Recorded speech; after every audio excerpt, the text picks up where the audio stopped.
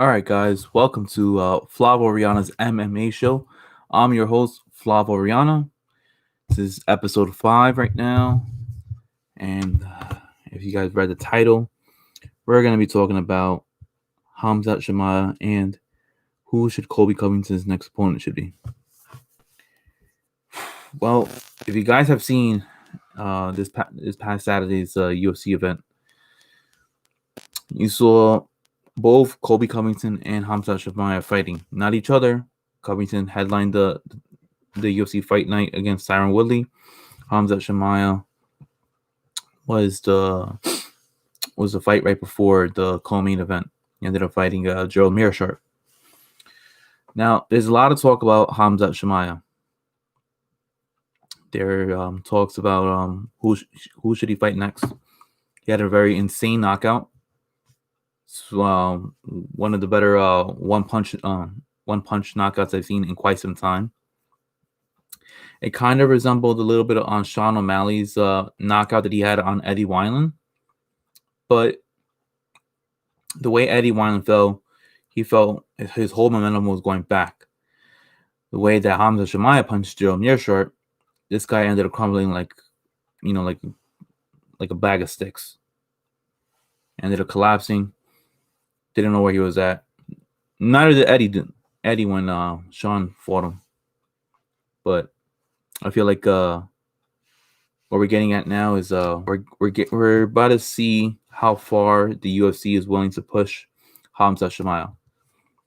Now, been seeing it all over online. Even had discussions with friends, co-workers. And I'm thinking, is Khazmat Chimaev becoming one of the fastest growing superstars that we've seen in quite some time? Because when you think about like who the UFC has pushed, we got like two names. Sure, you could throw in GSP, Anderson Silva, Israel Adesanya. Could probably throw, who else in there? But it really comes down to like these two names that I'm about to say. Brock Lesnar and Conor McGregor. When you think of the UFC, you're thinking of those two names automatically. They come into mind, right? If you're just the regular Joe Schmo who wants to watch, a UFC fight every now and then, a Conor McGregor fight, you see tons of people that don't even watch the UFC on a daily basis, they'll tune in to watch his fights. And then Conor McGregor, and Brock Lesnar. Brock Lesnar, decorated, WWE, superstar, comes into the UFC. Prior to the WWE, was one of the best, collegiate wrestlers that, this country has seen. Dominated, in Minnesota University.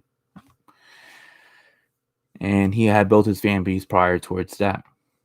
But with Khazmat Chimaev, there's questions whether or not is he becoming one of the fastest growing superstars that we've seen. And to answer that, I don't know yet. Only reason why I'm saying I don't know yet is because of the fact that we're only on his third fight. We don't know what's going to happen moving forward, going into his fourth fight. Dana said that, prior towards this Saturday that he was going to fight Damian Maia. That bout have not been signed yet. Personally, I don't want to see that fight. Damian Maia is older. I believe he's around 40. He has one fight left in his contract, and after that, he's going to retire. Damian Maia is a good dude. Don't want to see him get, demolished by, Khazmat Chimaev. Although that there are other people that are saying that he could possibly bring, you could give Khazmat Chimaev somewhat of a test. I understand what those pundits are talking about because, Damian Maia is one of the best Brazilian Jiu-Jitsu artists that we have seen in quite some time. This guy could submit you on his back. He can be losing the whole fight, going all 3 rounds, and then towards like the last, waning seconds of the fight, he could get in submission and make you tap out quicker than you can even say uncle. So I don't know. Getting back to to Chimaev, who do you place him with? This guy fights in 2 different weight classes. He fights at 170 pounds welterweight division, and he fights at 185 pounds in the middleweight division. We've seen what he's done in his first fight. First fight, mauls his opponent, goes into the second round, gets the fight stopped by TKO. Second fight, more of the same thing, except it just finishes a round earlier in the first round, dominates Reese McKee. And I'm thinking to myself, I was like, that first fight, I was like, wow, this guy has some really good wrestling. Looks more like Khabib. But what stuck out to us in that first fight was his post-fight interview. His post-fight interview was he was calling out everybody out, saying that the UFC is easy, and that's what really stuck with us, and that's why we were really looking forward to him fighting. 10 days later, fought Reese McKee, dominated him, and those 2 fights only got hit twice, and I believe he ended up landing over 150 more punches than he got hit. So going into this fight on Saturday, fights Jerome Mearshart. Jerome Mearshart is one of those people that has said that he's not gonna let this guy run him over. I was very interested. I was thinking, it's a possibility that Mearshart could submit him. Has tied for the most submissions in the UFC for the middleweight division. I'm thinking to myself, we'll see how this goes. We've seen him wrestle. I want to see how he does against a Brazilian Jiu-Jitsu artist. Doesn't happen. Fight lasts 17 seconds. Chimaev walks Mearshart down, throws a body kick, is making Mearshart backpedal. It looked like he didn't want to be there to begin with. And as Mearshart is moving around, it's one of the hardest things to do is to land and connect right on the chin as you have your opponent moving, delivers a punch right into the chin. Like I said, knocks him down. This guy falls like a sack of potatoes. Lights out. Another $50,000 bonus for Khazmat Chimaev. Now the reason why I'm saying is he the most? What's it called? Oh, I'm a little twisted over here. Is he the most? Wow, I'm sorry, guys. Yeah, is he one of the most fast, rising stars in UFC? It's possible, but you got Conor McGregor, who draws a national audience anytime he fights. I mean, look what's the fight that he had with Donald Cerrone. No one's in a pace to see Donald Cerrone fight. I mean, this guy has been punched up, has been losing every single fight since God knows when. Lost to Masvidal, lost to what's it called? Tony Ferguson, lost to Justin Gaethje. Was going to lose to Nico Price this Saturday, but if Nico Price didn't stop poking, Cerrone in the eye, he would have lost, I think, his 5th fight in a row, 6th fight in a row. And then you got, like I said, Brock Lesnar. Now, Brock Lesnar had so much of like I said before, a national audience. And if you want to compare that to Khamzat Chimaev, I don't know. I think what Khamzat Chimaev is doing is more incredible than Brock Lesnar, because Brock Lesnar, like I said, went from the WWE, brought his audience, right? You got my friends like Tyler, who is a big, Brock Lesnar fan. Whenever Brock Lesnar fights, he's gonna tune in. You got, Conor McGregor. What I think was more impressive than Brock Lesnar was that he was able to have a very large audience from Ireland. When you have a whole country behind you, it means a lot. I don't know what Khamzat Chimaev's situation is. He's from Dagestan. I know he's also has ties to Chechnya, if I'm not saying that right. But he resides in Sweden. So he's from 3 different locations right now. But everybody in North America loves him. I mean, you got me who's gonna tune into every single, Khamzat Chimaev fight. I mean, I was about to scream to the earth. I mean, scream to the heavens, when he ended up making that knockout. Everybody in North America loves him. And it's one of those things, it's just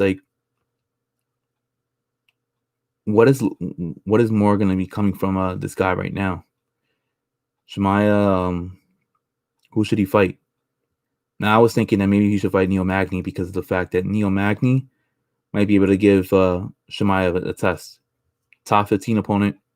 Recently just had a fight, not that long ago. Wrestler. Be very interesting to see what he does. There's also talks about, somebody threw out there Leon Edwards. I don't want to see him fight Leon Edwards. I want to see Leon Edwards fight somebody else. Maybe Stephen Wonderboy Thompson.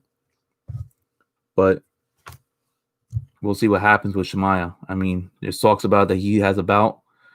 Dana might put him in for October 24th, headlined by Khabib versus Justin Gaethje, which should be interesting just because now you're going to bring more fans, more audience that are going to be willing to watch that card. The card is sick as it is already. You put Khamzat Chimaev, the ratings are going to go through the roof. All right. You got people all over the world that's going to want to be able to see him. But we'll see.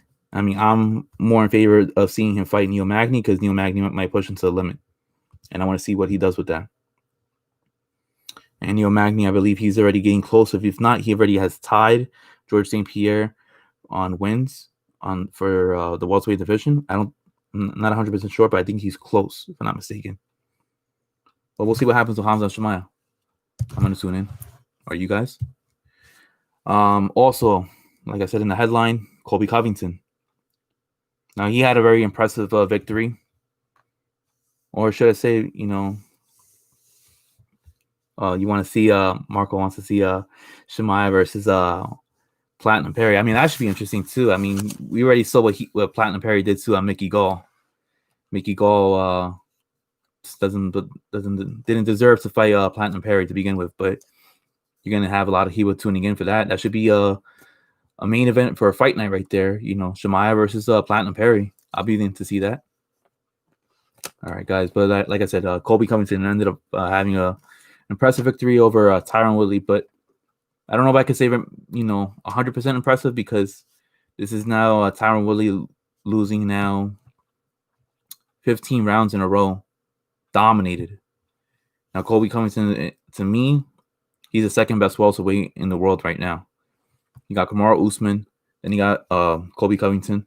Then after that, I would say Gilbert Burns because of what he's been doing. He's been dominating ever since he moved up from 155 to 170. And then from there, you could throw in like Masvidal. Although I don't see how Masvidal will be able to challenge somebody like a Covington or an Usman just because wrestling background that these two have. So who should Covington want and who should he be facing next? Well, who he should want right now is that he should want to face Kamaru Usman. These two guys have unfinished business. The first fight was stellar, like I told you guys. I think if they end up rematching again, if Usman wins against Burns on December 12th, then it's going to be a lot to talk about because both are stellar wrestlers. Both can exchange blows. But I feel like Covington's going to adjust his game plan a little bit because of the fact that he's going to want to at least not repeat the same actions that he did in the first fight. Maybe he want to take down Kamaru Usman down to the floor. If he takes Kamaru Usman down to the floor, he may be able to tire him out. I feel like Covington has a better gas tank, better cardio over Usman, and that favors obviously Covington. But what happens if Gilbert Burns ends up beating Colby Covington? Does he want to face Gilbert Burns, or does he want to go after Usman even though he doesn't have the title, or does he want to lean in the direction of fighting Jorge Masvidal? That's the question. I think we'll be more interested in seeing what happens on December 12th. I think Covington wants Usman to win the title regain his title, on December 12th. But I think if Gilbert Burns ends up winning, I wouldn't be surprised if he goes straight after the title. He said he deserves the title. I think that should be a very interesting matchup stylistically between Burns and Covington. A BJJ fighter in Burns, a wrestler in Covington. I'll be interested to see, how Covington, handles, submissions and the ground game and the mauling of Burns. But I do favor Covington in that matchup right there. What I do see happening from the UFC side, I do see the UFC suspends the talks of Masvidal versus Nate Diaz and ends up sliding Covington into fighting Masvidal. I think that's going to bring huge ratings. Masvidal is as big of a star that we have right now. Currently, right now, Conor McGregor is retired. So, you're going to have a bunch of fans, tuning in to see Masvidal. And then plus the antics that Covington brings in, with the whole, Trump supporter and how he ended up calling out LeBron James, which rarely nobody ever does. But, I was in favor for it. I think it was pretty interesting, brought my attention. But I see the UFC leaning in that direction. I don't know. I mean, these next couple months are going to be insane. If you guys are really good fight, you guys are really into UFC, I'll be very, very interested to see what's going to happen come December. Because the title fight for the welterweight title, and then you got, Masvidal most likely end up fighting on January because he's not going to be co-main eventing for nobody. He wants to be a main event. But we'll see until then. But thank you guys for tuning in on Flav Orellana's MMA show. This is episode 5. Episode 6 will happen right after. Actually, you know what? I'll probably throw it in on Friday. More than likely, I'll probably throw it in on Friday. And then, episode 7 will be the post reaction on UFC 253 headline between Israel Adesanya and Paulo Costa. All right, guys. I will talk to you guys later. All right. Have a good night, guys.